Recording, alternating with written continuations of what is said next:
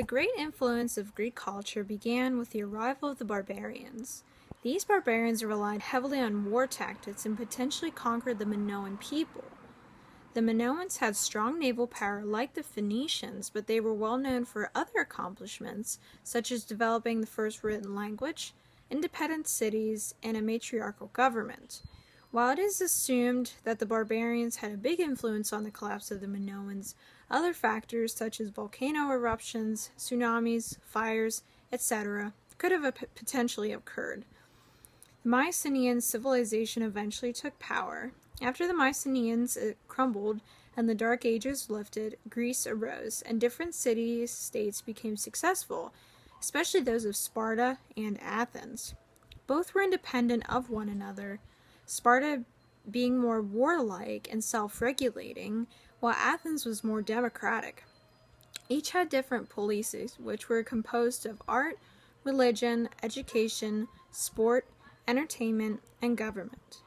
Different citizens had their own beliefs on government and cultures of each city-state, such as Titurius, Solon, and Sappho, who speak of war, statesmanship, and women's rights, respectively. In 400 BCE, Sparta defeated Athens in the Peloponnesian War. My first questions: were the polices the entire city-states in general, and the Acropolis was just a center of refuge? Or was the polis part of the city-state like the Acropolis? The Peloponnesian War was a long, drawn-out affair that consisted of 3 stages. The stalemate, where Athens hid, Sparta destroyed the crops, and Athens became part of the war. 2. The interlude, where Athens wanted to attack Syracuse, the sponsor took their navy to Sparta, and the Athenian troops were captured. And then 3. The Spartan victory, where Sparta received monetary help from Persia, created their own navy, and took over the Athenian polis. Before this war, the Greeks were gifted for their art, literary, and philosophical accomplishments. The Parthenon was created, along with different types of poetry and philosophers like Plato and Aristotle. Plato created the doctrine of ideas and praised his ideal community of the Republic, which included the equal rights of women. Aristotle was more logical than Plato and felt each human had a specific role or duty in life. When the Greeks were weakened after the war, they were attacked by the Macedonians, first led by Philip II and then Alexander the Great. Alexander the Great admired the Greek culture and tried to nurture it. Because of this, the Greeks were able to hold on to some of their ideals even after the wars. The old city-states were eventually merged into the Hellenistic kingdoms, which composed of the Antigonia Empire, the Ptolemaic Empire, and the Seleucid Empire, each with their own identities. The Seleucid Empire by far had the most Greek influence.